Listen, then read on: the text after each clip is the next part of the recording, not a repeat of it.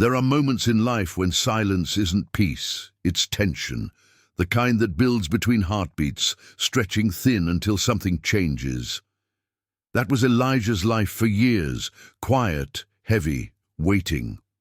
He lived alone on the ridge, where winters bit hard and memories clung like shadows.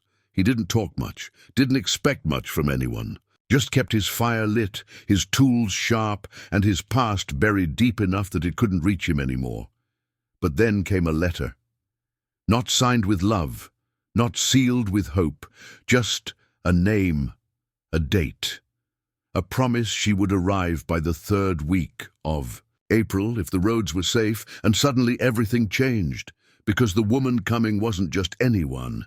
She was someone he hadn't seen in years, someone who carried ghosts as heavy as his own, and whether she knew it yet or not. She was the only one who could finally pull him out of the cold. Elijah read the letter twice, then folded it slow, like handling something sacred, and set it beside the stove, where embers still whispered from last night's fire. He hadn't meant for it to come to this. He'd held off longer than most men would, bearing the solitude like a stone in his chest, like a penance. But the winters grew harder each year, and the silence began to take on shapes he couldn't ignore. Ghosts of what could have been, or once had been. The letter had a name, Wren, and a date, April 3rd, pending safe travel.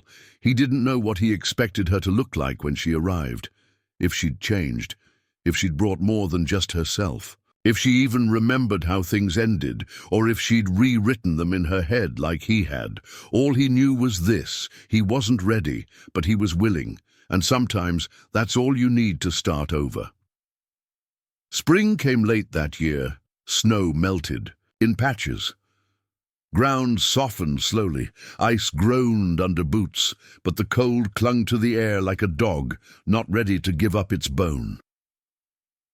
Wren arrived on a Thursday morning, wagon creaking, dust rising behind her like a trail of old regrets. She stepped, down slow like the earth might shift beneath her feet, didn't smile, didn't wave, just looked at him, like she was measuring time, like she was deciding if he was still worth the effort.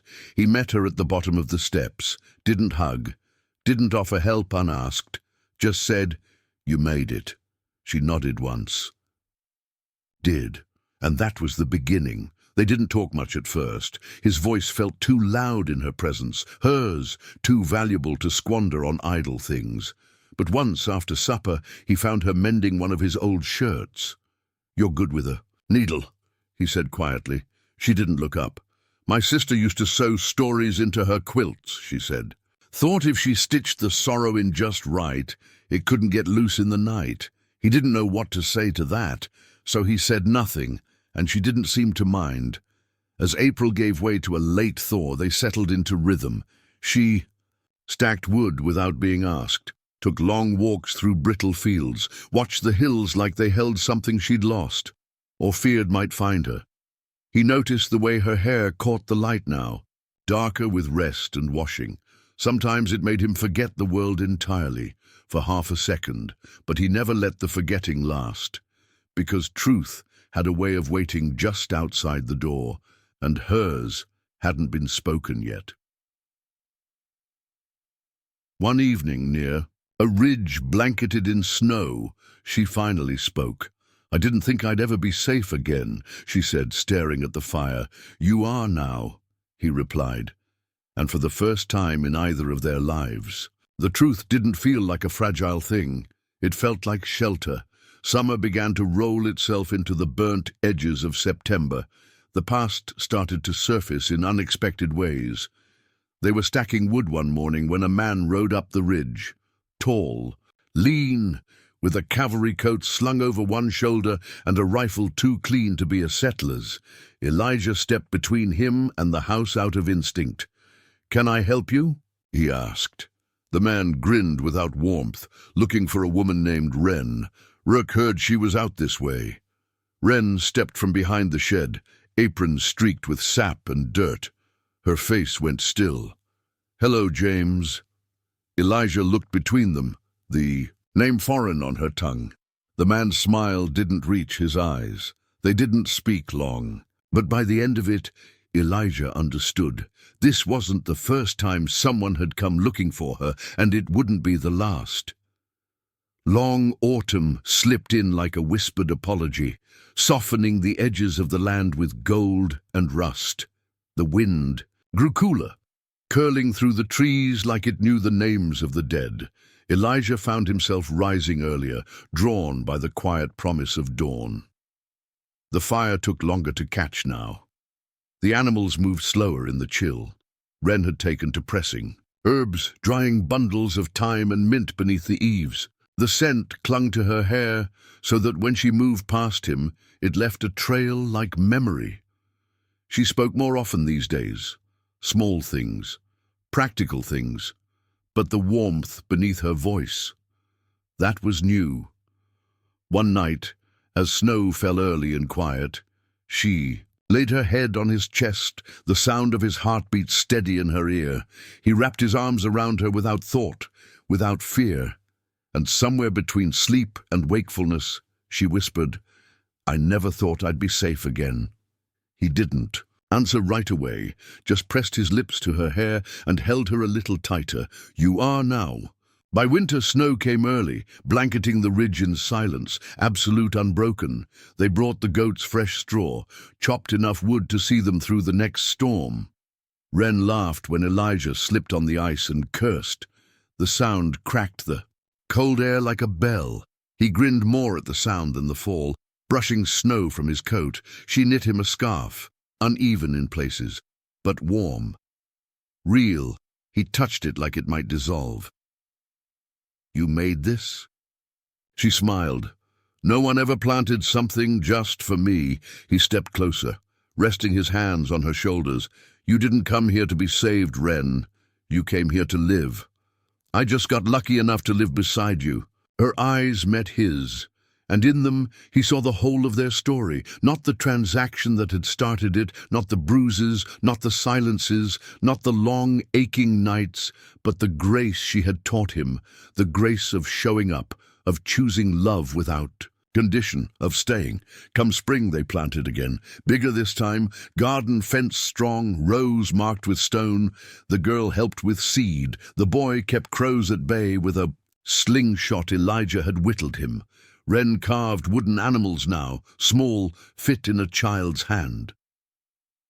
One morning she found him working on a tiny horse, rough, unfinished. He tucked it away when he saw her, but the next day it lay on her pillow. She didn't ask who it was for, she already knew. Trouble always finds a way. Mid-July brought a rider, broad-shouldered, clean coat, spurs that jingled too loud.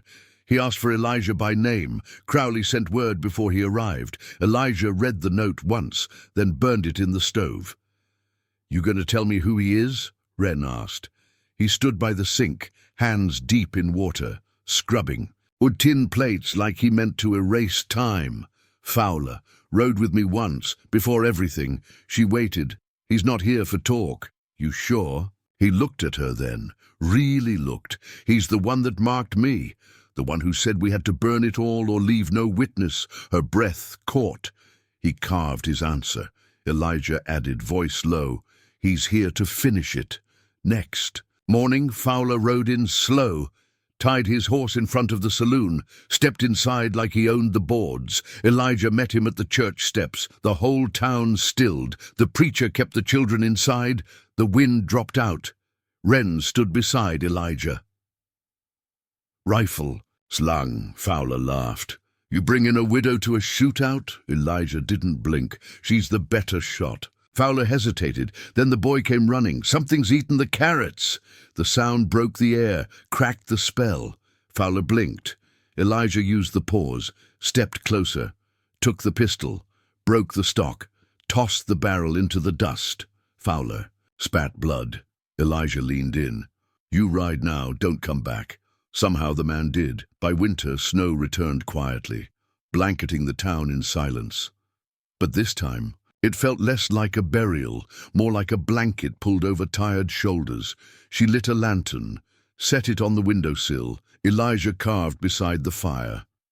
Wooden toys now, For the boy and girl, small animals that could fit in a child's hand. She read, by the stove.